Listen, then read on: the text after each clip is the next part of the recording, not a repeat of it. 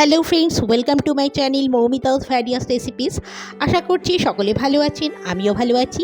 আজ আমি একটি অন্যরকম রান্না নিয়ে উপস্থিত হয়েছি। এটি আমি ভীষণ প্রিয় রান্না, বুঝতেই পারছেন নিশ্চয়ই। এটি ক্র্যাব বা কাঁকড়া। অবশ্য অনেকেই কাঁকড়া অপছন্দ করেন। যারা অপছন্দ করেন তারা এই চিংড়ি মাছ দিয়ে এই রেসিপিটি করে দেখতে পারেন। এই রেসিপিটি করতে আমার যা লেগেছে সেটি বলছি। তার সঙ্গে এই রান্নাটি করার সঙ্গে আমি কয়েকটি টিপস ও ট্রিক্স আপনাদের সঙ্গে শেয়ার করে নেব। আজ সকালে প্রথমেই আমি বাজারে গিয়ে দেখলাম, যেহেতু আমি এই সাইডে আছি, চিল্কা লেকে খুব সুন্দর কাঁকড়া এসেছিল। আমি সেখান থেকে 3টি বড় সাইজের কাঁকড়া কিনে নিয়েছি। আর কাঁকড়াটি অবশ্যই গরম জল দিয়ে পরিষ্কার করে নিতে হবে। কাঁকড়া পরিষ্কার করে নিয়ে যথারীতি নুন হলুদ মাখিয়ে যেমন করে মাছ ভাজে তেমনি করে হালকাভাবে ভেজে নেব। কারণ চিংড়ি মাছ আর কাঁকড়া যদি হালকাভাবে না ভাজা হয় তাহলে কিন্তু সেটা ছিবড়ে ছিবড়ে খেতে হয়, যার জন্য আমি এখানে কভার করে দিলাম। ঢাকনা দিয়ে রান্না করলেই রান্নাটি ভেতর পর্যন্ত সুসেদ্ধ হয়। গুলি ভাজা হয়ে গেছে, আমি কাঁকড়াগুলি তুলে নেব। আর এছাড়া এই রান্নাটি করতে যে মশলাগুলি নিয়েছি, প্রথমেই নিয়েছি একটি বড় সাইজের রসুনকে গ্রাইন্ড করে নিয়েছি, 1 টেবিল স্পুন আদা বাটা, 1 টেবিল স্পুন টমেটো পিউরি, আর নিয়েছি পেঁয়াজ কুচো 2টো বড় সাইজের। এছাড়া নিয়েছি টক দই 1 টেবিল স্পুন। কাঁকড়া ভাজার তেলে আমি রান্নাটি করব। আর কাঁকড়া বা চিংড়ি মাছের তেলে যদি সেই রেসিপিটি তৈরি করা যায় তাহলে খেতে বেশি ভালো লাগে। আর আমার প্রথম টিপস হচ্ছে যে তেলের মধ্যে যদি পরিমাণ মতন চিনি দেওয়া হয়, আমি এখানে 1 টিস্পুন চিনি নিলাম, তাহলে রান্নার রং কিন্তু খুব সুন্দর আসে। এবার আমি চিনিটিতে লাল রং ধরলে আমি যেটি 2টো বড় সাইজের পেঁয়াজ কুচো নিয়েছিলাম লাল লাল করে ভেজে নেব।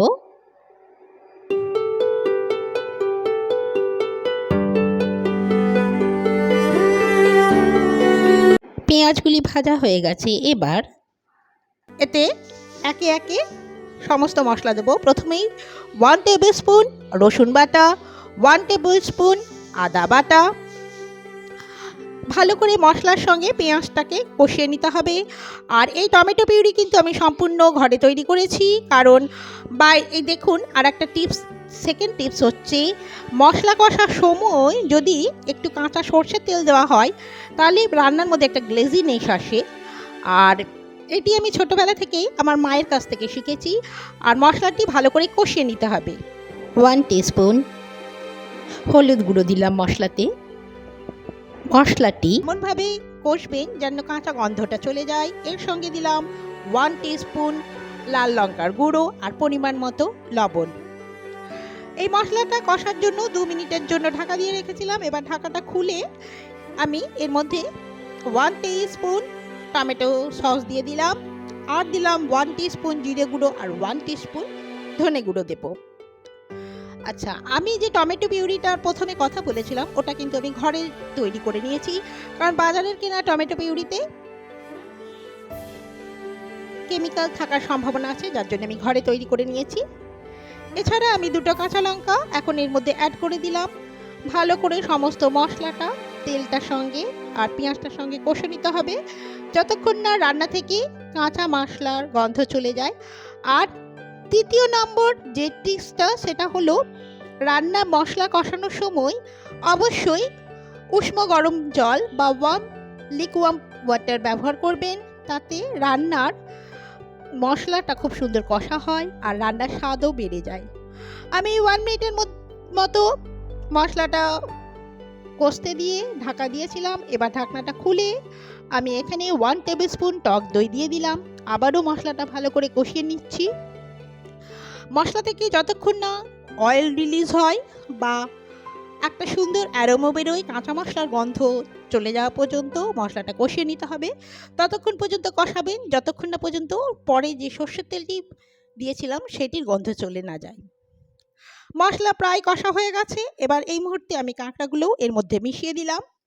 ক্র্যাবের সাথে সম্পূর্ণ মশলাটা হালকা হাতে ভালো করে নাড়িয়ে নিতে হবে। আর পুরো রান্নাটি কিন্তু হবে লো টু মিডিয়াম হিটে। আমি লো টু মিডিয়াম হিটে রান্না কষাতে সুবিধা বোধ করি, কারণ তাতে মশলা পুড়ে যায় না, অথবা মশলার সুন্দরভাবে কষা হয়ে যায় এবং একটা সুন্দর অ্যারোমা বেরোয়।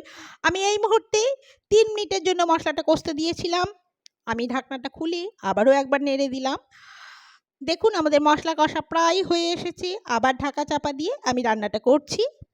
আপনারাও এইভাবে রান্না করবেন। আর অতি অবশ্যই কাঁকড়াটা কিন্তু গরম জল দিয়ে পরিষ্কার করে নেবেন, কারণ কাঁকড়াতে ধুলো ময়লা থাকার সম্ভাবনা থাকে। কাঁকড়ার মশলা সুন্দর করে কষানো হয়ে গেছে, কাঁচা মশলার গন্ধ চলে গেছে। এই মুহূর্তে আমি হাফ কাপ ওয়াটার বা গরম জল, উষ্ণ গরম জল অ্যাড করে দিলাম এবং এটাকে ঢাকা দিয়ে দেব। যেহেতু আমি সামুদ্রিক কাঁকড়া পেয়েছি তার জন্য ময়লার পরিমাণ কম, কিন্তু মেঠো কাঁকড়া বা ক্র্যাবে ময়লার পরিমাণ বেশি থাকে, তাই ভালো করে পরিষ্কার করে নেবেন। এখানে সামনেই চিল্কা লেক বলে চিল্কা লেকের কাঁকড়া এখানে প্রায়শই পাওয়া যায়। আমার কাঁকড়াটা কিন্তু হয়ে এসেছে।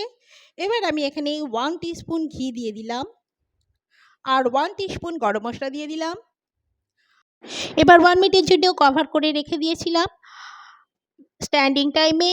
এবার পরিবেশন করে দিচ্ছি। তৈরি হয়ে গেল আমাদের স্পাইসি মশালা ক্র্যাব কারি বা লাল লাল মশলা কষা কাঁকড়া।